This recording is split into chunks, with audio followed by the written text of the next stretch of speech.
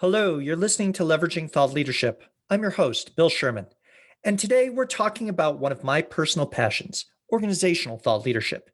Today, I have a few questions that I want to explore. How do you work with senior leadership to establish a thought leadership function within your organization? To explore this question with me, I've invited Jeff Kavanaugh, who is the global head of the Infosys Knowledge Institute.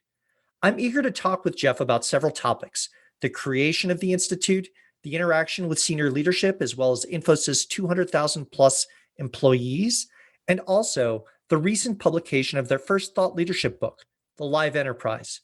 Today, we're talking about the growth of the thought leadership function from a blank sheet of paper to playbooks. Ready? Let's begin. Jeff, welcome and thank you for joining us today. Glad to be here. Thanks for having me, Bill. I want to start with a question. You're the global head of the Infosys Knowledge Institute. What is the Institute? What does it do? We're the research and thought leadership arm of Infosys, a $13 billion diversified technology and digital firm. I said that with a bit tongue in cheek because that's the official definition. The real definition is I get to work with really smart people and develop insights on topics that are important to them.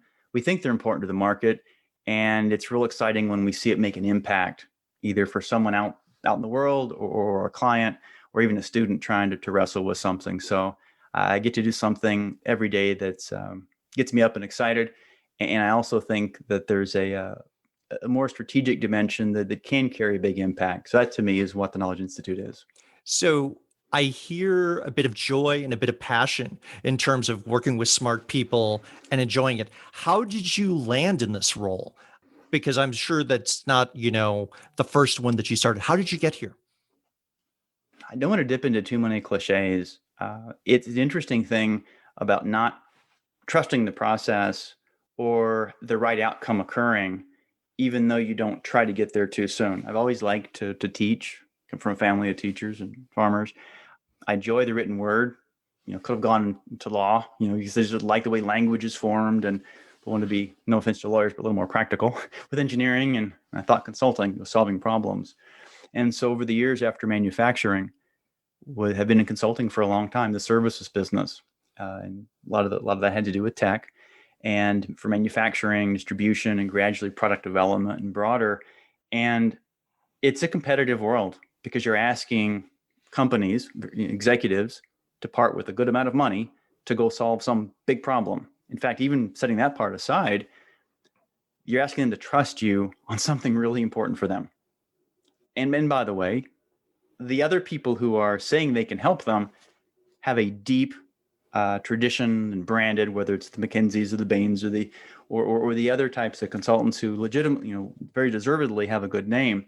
So I found that thought leadership, being able to develop a real insight, was just critical to get in the game and stay in the game. Because I don't know if any of your listeners would think about, the golf buddy or the 3 martini lunches, that is of Mad Men, legacy tradition. In my working lifetime, it's mostly been this phrase, content-based relationships. People want to see you because you're bringing something. They know if they speak with you, they learn something, they gain, their business gains. And so that's been the crucible of getting the ideas. And so over time, partner and then managing partner and led of a consulting unit.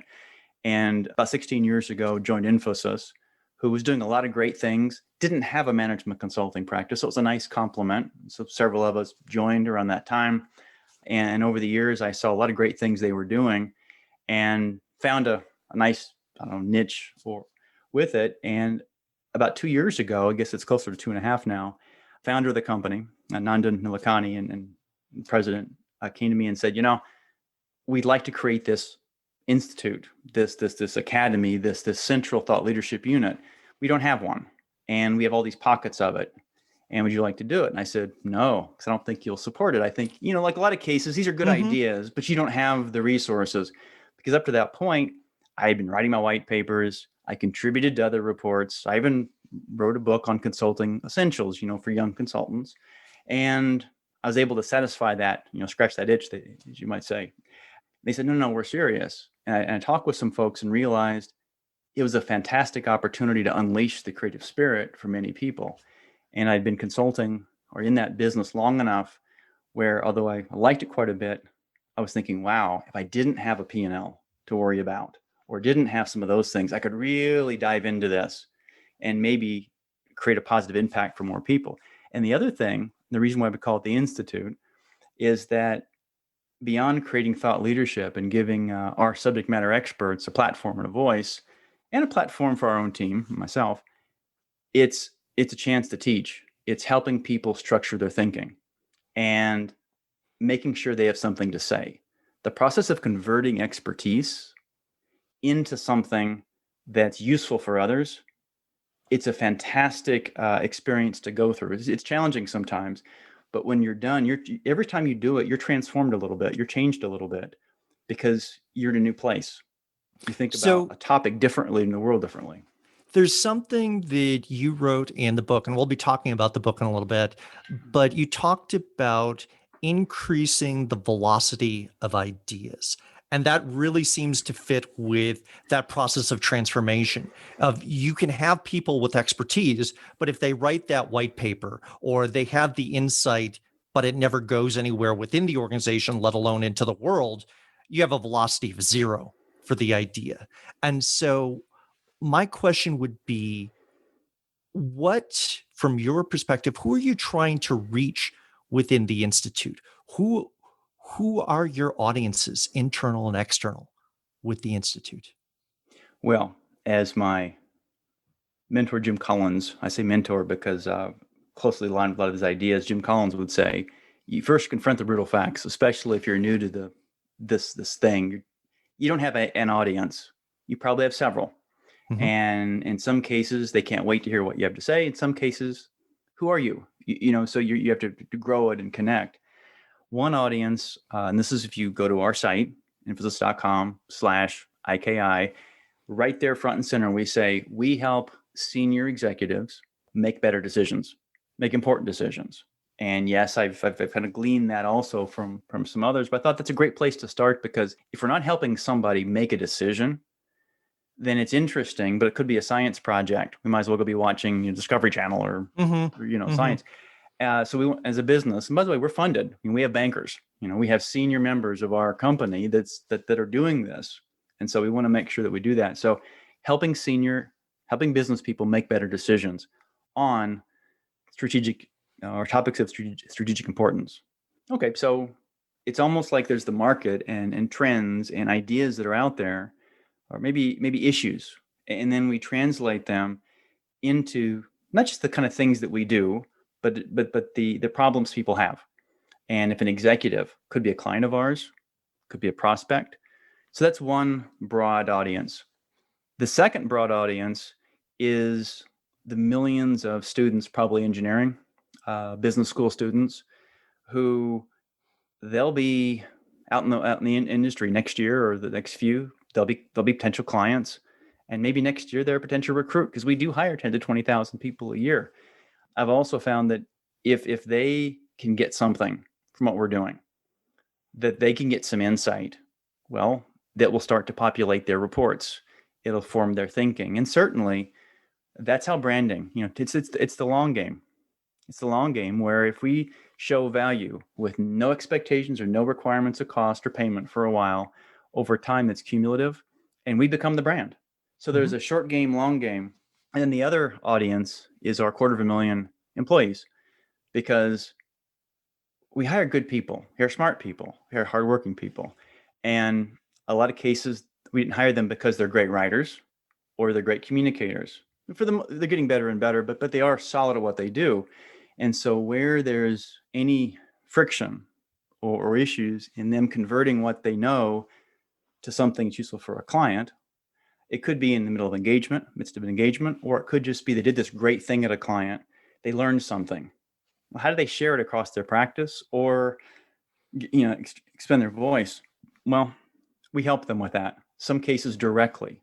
My team, when I developed the institute, hired a fair number of writers, producers, videographers, in some cases, Emmy Award winners, career journalists. We had the, I guess, fortunate, unfortunate situation where traditional media was really up against it, with advertising revenues and newspapers and broadcast television stations. The good news is some fantastic talent that they were being asked to work more and more hours for less money, and we gave them a place that they could apply their trade in a fresh way. And after a few months of creating a force field around them, so the antibodies wouldn't, go after them, because when you change industries and companies, it's different.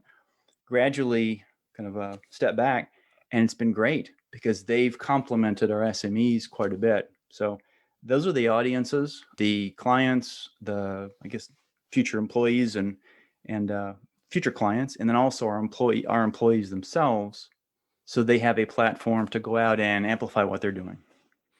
Well, and there sounds like there's two layers of objective with your internal audience. One, to share knowledge of this is how we solved a problem here. It may relate to you. So there's a technical knowledge sharing, the old KM knowledge management question from the 1990s. How do we know what we know?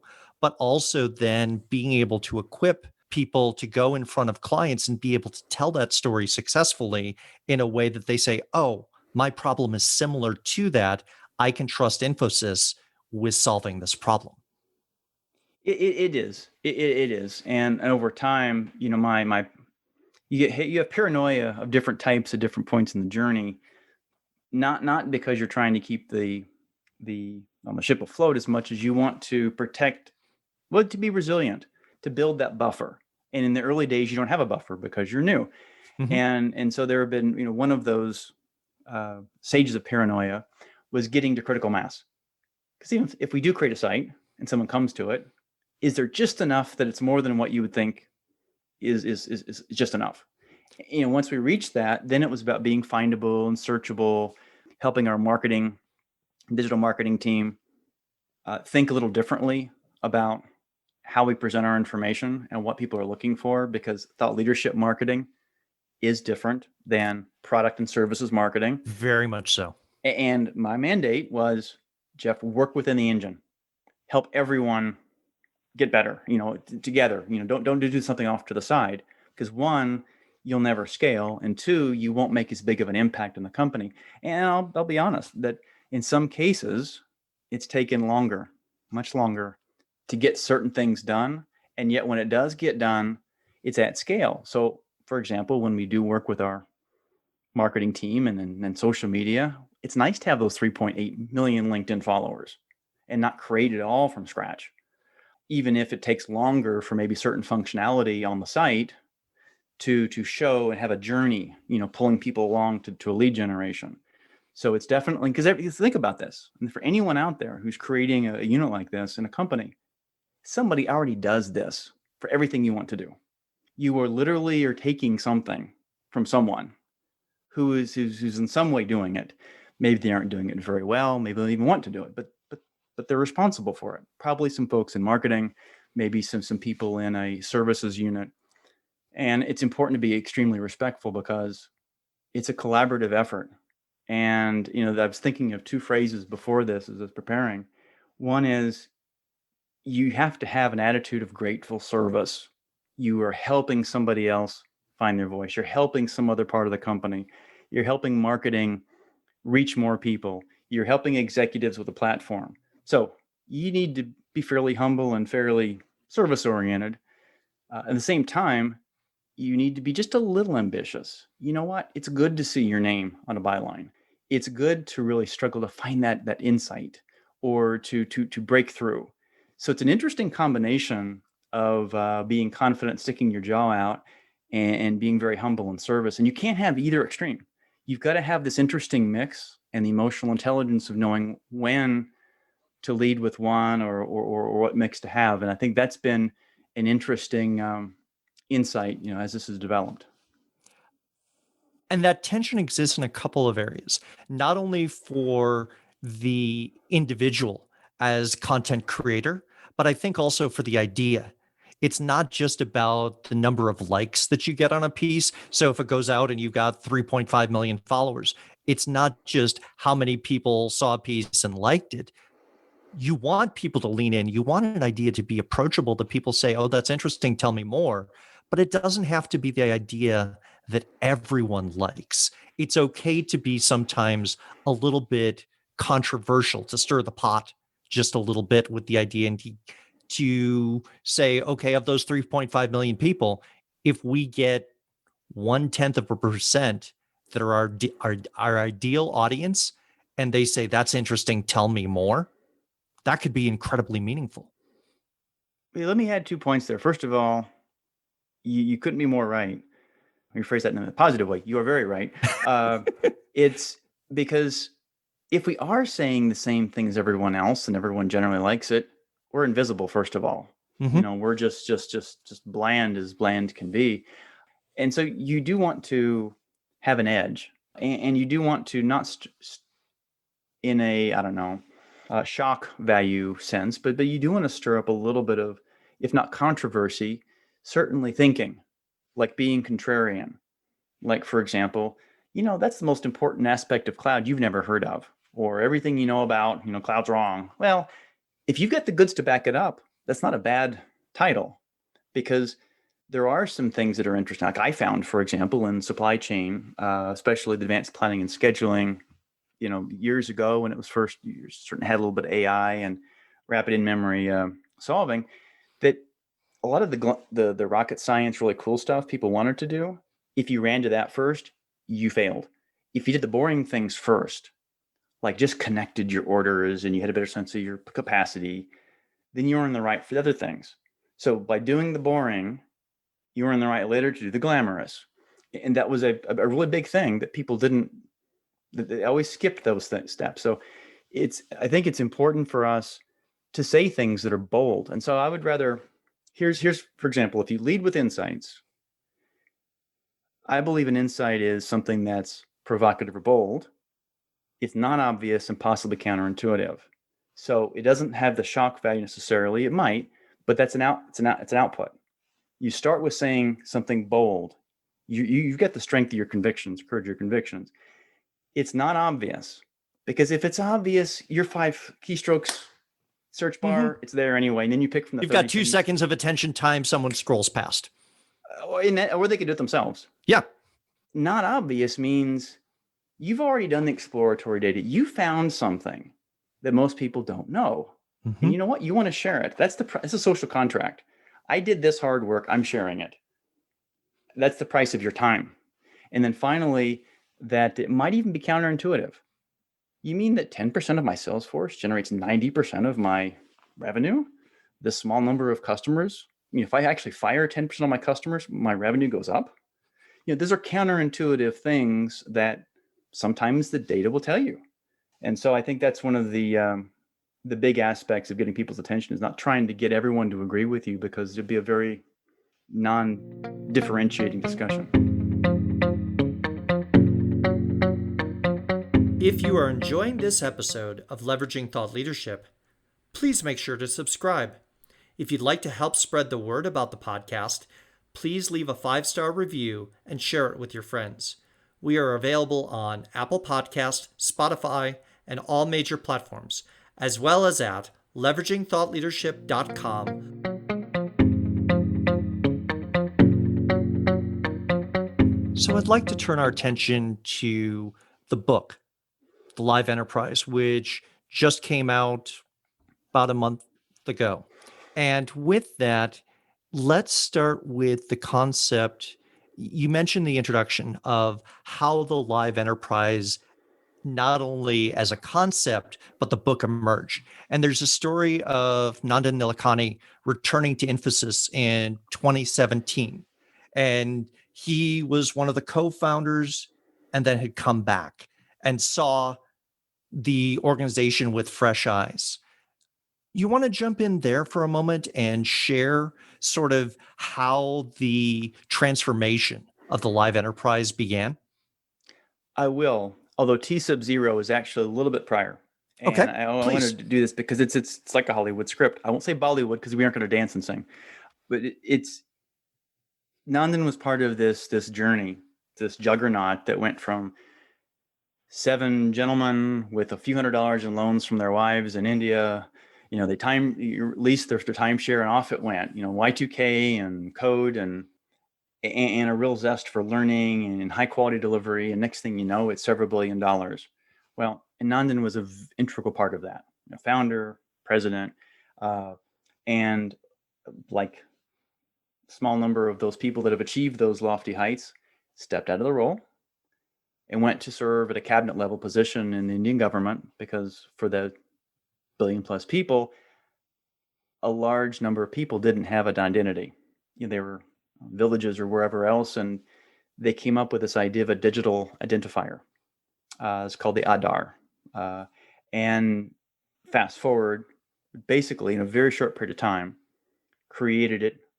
It was hugely adopted. I think in 6 years, 1.2 billion people had adopted it.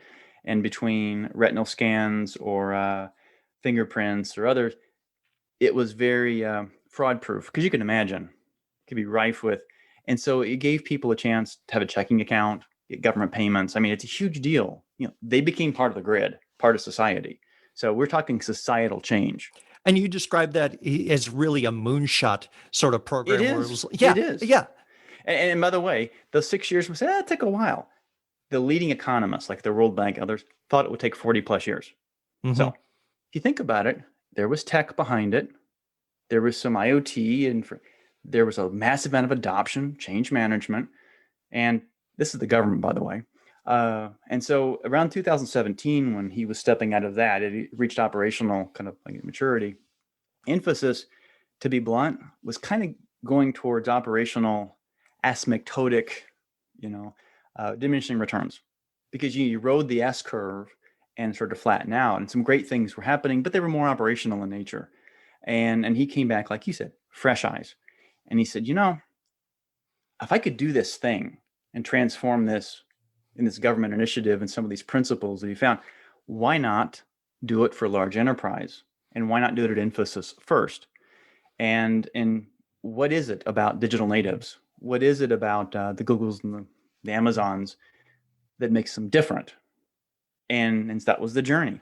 And he said, and as a services company, we'd be tempted to go try to sell some of these things ourselves to others, but no, you can't do anything, he said, externally until you've shown it at scale internally. Talk about the ultimate acceptance test.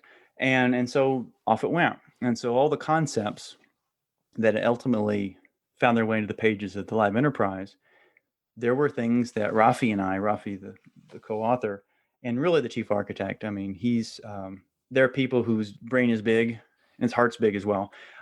He literally is taking care of, and under his responsibility, many of the hardest, most complex architectural and technology related issues that stitch it all together.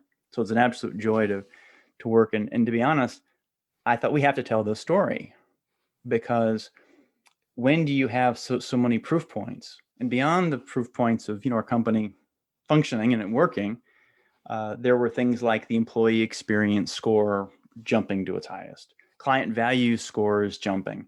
In the middle of the pandemic hit, almost all of our workers within days were able to flip to remote work because of the work that had been done.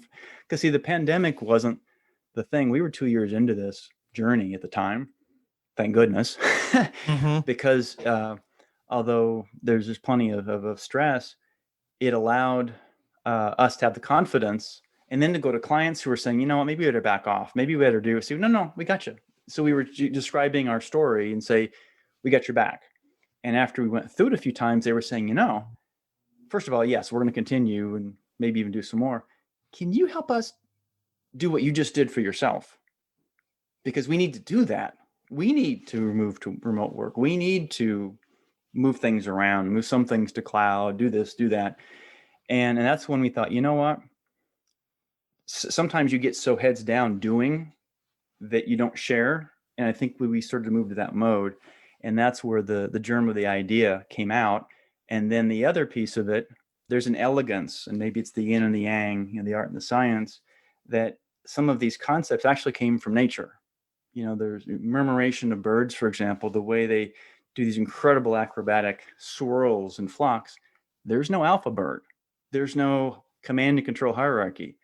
If you actually look at the science behind it, there's a bird taking its cue from the six around it, and that from the six around it. It's just a huge number of Scrum teams all integrated. Mhm. You know, and you know what? If the temperature changes, if the weather changes, if they decide to alight on some wires or trees, it all happens. And so in each one of the chapters, there was a story like that both is a good metaphor. There are also some interesting practices that we tried to adopt and see how it would work. Well, and I want to call this out because I think it's incredibly powerful. Using the organization itself as the test subject for the ideas and saying we need to do this for ourselves to be able to serve our clients better, to be more agile, to be responsive, to be networked, to increase the velocity of ideas and innovation so that we're not just doing incremental innovation, but that we have the capacity to dream big things and execute them, like you mentioned, with giving the identities and to through the system for people in India, right? That's something where instead of 40 years, can you execute it in 6? You mention in the book the transformation of the digital age, and you call back to Adam Smith and the invisible hand. And you said, okay, the invisible hand was around manufacturing and breaking steps into component parts, but we're in an age with the digital age of the invisible brain. Could you expand on that a little bit on what you meant? Because I think that concept really resonates with the concept of thought leadership at scale within an organization. You bet. Going back to the question that most of us won't talk about out loud, especially in traditional companies, what is it about those folks in Silicon Valley or the Googles, the Facebooks, the Amazons, and the Apples? Why are their margins high? Why are they growing? What's different? Yes, you could say it's advertising or it's whatever, but if you peel it back, there are some things that they did, and maybe you could say that they didn't have the pluses and minuses of a GE or a Boeing. The economic moats, maybe millstones, sometimes that they have. There are two concepts to answer your question. Facebook, for example, has a social graph. Everything's connected. It's the way everything's. LinkedIn, I think it's called the employee graph. But basically, everything about all the data. And there's a lot of value because every single attribute, it isn't just, name, rank, and serial number. It is who you like and don't like and what you published and what you did, and maybe even more information than you care to share. Well, every company can have a knowledge graph. It is every piece of information that is knowable that you hopefully convert to being known. And yes, you can have the creepiness factor come in, but if you think about it as an employee, all your emails, when you do what you do, your preferences. Do you like to do this? Do you like to do that? The more that the company knows this, it starts to know who the experts are in the company. Not the ones that are listed on the certain pages, but the real ones. It knows customer habits. It knows, and so knowing more about your customers, your employees, your assets, and things that aren't even obvious yet. If you don't take full advantage of that and someone else does, they either run laps around you today or they're 5% better every day for the next 3 or 4 years, and you're in trouble. And so the knowledge graph is a way to connect data, people, and things. And by the way, things are a big deal. You swipe your badge, you connect. So at the edge, all these sensors, they're adding and they're enriching so much. And that's even before you mention the machines and factories and supply chain and all that. All right, so you're connected. You get your knowledge graph. The digital brain is the ability to take all that information, and if it's rules-based, then you can make decisions, because the moment that a process can be documented, it can be digitized, automated, and then optimized. And even the most complex set of if-thens and flows are still just decisions that are rules-based. And when those are all taken care of, you can move very quickly. You get information from the edge, you make your decision, you respond, because latency is a real issue. If you take care of something when it happens, or even ideally before it happens, because you're trending towards a certain thing, like an employee, for example, that you notice the employee used to have X number of emails a week and now they're down by 50%. Is there a retention issue? Are they disengaging? Same thing, or with travel. Is there a process that you can reduce a lot of the burden, that are a pain? So the digital brain plus the knowledge graph, I believe, sets the tone for this curation of knowledge in a company, and that gives you the right to then think about insights and things like that. To build on that, where I would add is you mentioned the latency. How long does it take for an idea to travel? What's the delay, right, between the question and the response? If you have to ask an analyst to go answer the question, it's going to take a long time rather than if there's automated rules. And so, with that, going back to velocity, you talk about curating thought leadership with 200,000 people.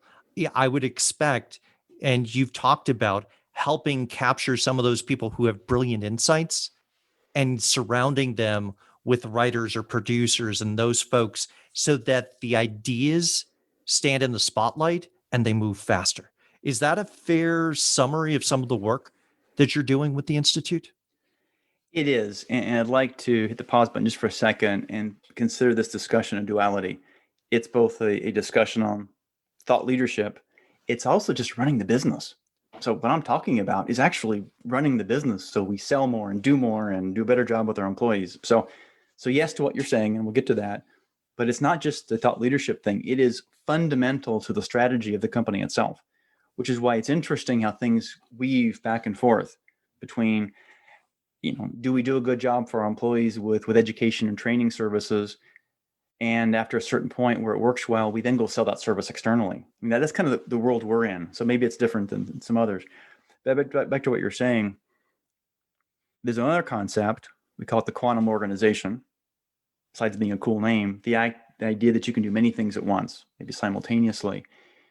We found that there's a false ultimatum I think people have. It's either A, on the one side, it's a old school, you set things up, you've got scale and efficiencies, and you set up your channels and your far-flung operations, and things must flow. And well, you just deal with the fact there's some delays and overhead and some bureaucracy. The other extreme is no. We want 1,000 garages in Silicon Valley, all cranking out the new stuff, and it's unfettered craziness, and because the best stuff will rise to the surface. The trouble is, how do you scale that? It's a bunch of little islands. If you bring them together, and you have what we call micro enterprises, call them small teams, whatever you want to call it. And these are small teams, they're scrum teams or unit teams. We want to launch an idea, a new process, a new unit, write something up. Pull as many people as needed from different disciplines and do it. But then you might think, that's just the whole Silicon Valley garage thing. No. What you also have is this central group, a small central group has a platform. Tools. We call it a digital runway to launch ideas. It's really shared digital infrastructure. Yeah, it's just shared services so that they're not reinventing the wheel each time on infrastructure. And the important thing is that is central, because then everybody can plug into it. When good things happen, they can be shared, and you don't have to have, like, for example, if you wanted to create a blog, you don't need to go out and build a server and a stack.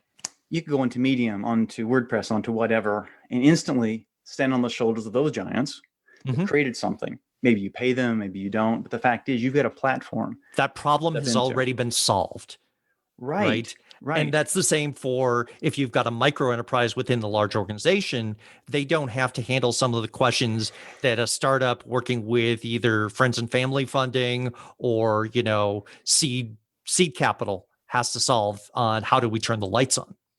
Right. And then you think, well, that works, but does it work at scale? Yes. Hundreds and thousands of these simultaneously. You take a venture capital mindset and say, lots of them get little bits of funding. Mm-hmm. And even if the funding might just be, you're still on the company payroll and you get to do this thing for a while. That's funding. And at some point, the best ideas get more and more funding. They get more resources. They get promoted or formalized into a unit or a product or a function. And others say, okay, disband, do something else. And so it's almost like at these VC stages, do you go to your next level? And it's that combination and continually, it's amazing to me how fast we're able to move or how fast you need to be able to move. So we've decided that 6 weeks is the right number. 6 weeks it's long enough to get something done. It's also short enough that people don't grow bored, and you can make these small changes and change your habit and go. Because if you try for a huge change, once a year or every 2 years, then first of all, it's a huge change. No one likes huge change. The market probably moved past you. And yet you can't do something every day and just losing the churn. So every 6 weeks, make a change.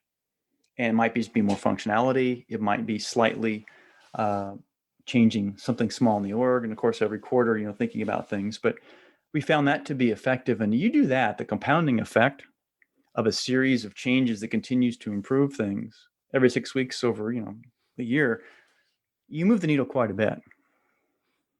So, as we begin to wrap up, I have two questions for you, Jeff. You've been in the chair as a head of thought leadership now for a couple of years. And there are many folks out who are listening now who are much newer to the role. They may even be in the state where you described, where someone came to you and said, "Hey, we want you to take this over." And they're sitting and thinking, "Do I take this jump? Do I become a head of Mhm. thought leadership?" What advice would you give to someone either considering the role or new to the role? Well, you think about it, it's the intersection of some Venn diagrams. First of all, are you passionate about it? Is it something that you enjoy doing? Because if you're creating anything, you better have some passion, find some joy in it, because there's difficulty in growing something. And besides, like it or not, you are a salesperson. You can call yourself an ambassador, you can call yourself whatever you want. You are going to help somebody change the status quo.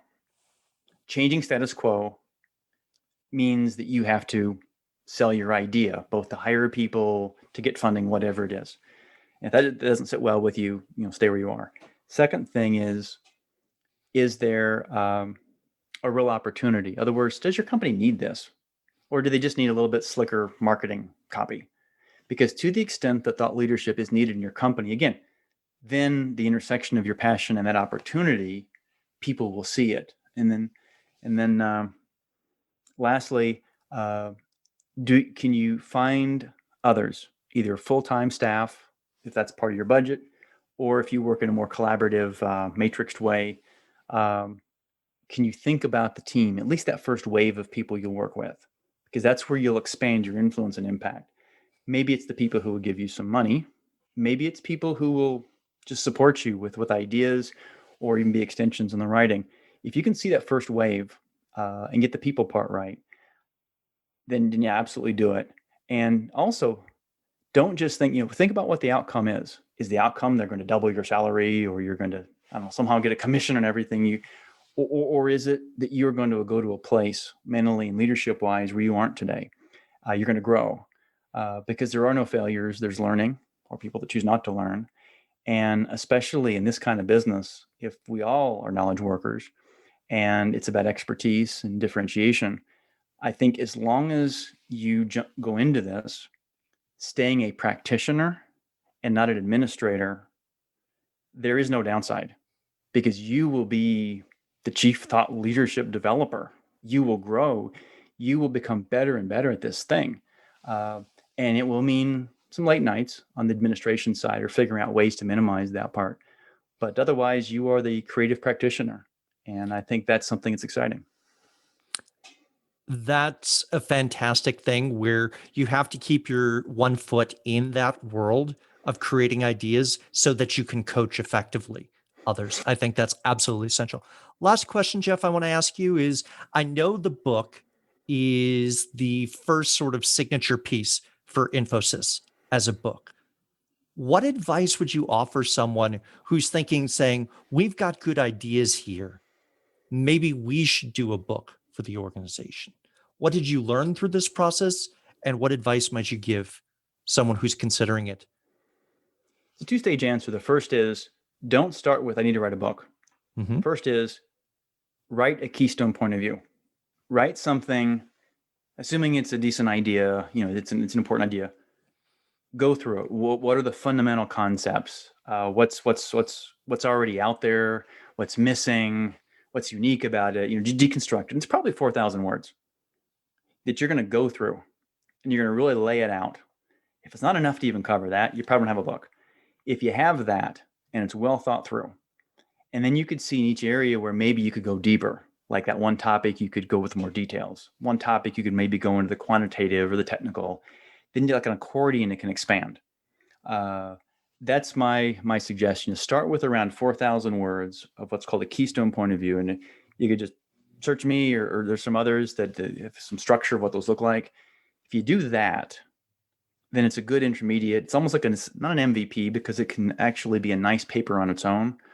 Or, and this is a problem, think beyond the PDF and think, well, maybe the right way to showcase it, if you're in a business that has lots of either graphs or data, maybe it is an experience where people experience it in the web a little differently. See, also that's a whole other just topic about, reading text versus the other stuff. But I think aim for that 4,000 to 5,000 word mark, lay it out, and based on that, you'll know whether you've got more runway behind that to grow it. And if you do, don't think it's an all or nothing. You've got to go to some place in New York City and cross your fingers and do the right thing. There are plenty of places that are low budget where you take a little more of the risk on as a company, that you can get something out. And, love them or hate them with Amazon, and you can have a platform quickly that you can live large, especially if your website's designed nicely, or sell it. So it shouldn't be a matter. If your idea is big enough and you articulate it well enough, back it up and make it interesting for others. But the last thing I'll say on it is make sure it's something that people want to read or need, and it isn't just a vanity project for someone, because if that's the case, then it'll be, I won't say a public embarrassment, but it'll be something that you won't be as proud of. And just like growing your unit, you're going to be the chief salesperson for the thing, whatever you create. So let it really come from your heart and the heart of your SME or whoever else you collaborate with. Otherwise, it will come across as stale. Jeff, that's great advice. And that concept of the keystone, can you say it in 4,000 words and still feel you have more to say? Resonates with the concept that I share a lot, which is the book in many times is the capstone and the final act of a lot of development work and testing it out in short form long before you publish the book. It's essentially the way you communicate a body of research. Yes. Yes. Thank you for joining us today, Jeff. This has been a wonderful conversation. Thanks for having me. If you've enjoyed this episode, please join our LinkedIn group, Organizational Thought Leadership. It's a professional community where thought leadership practitioners talk shop about our field. So if you're someone who creates, curates, or deploys thought leadership for your organization, then please join the conversation in the Organizational Thought Leadership LinkedIn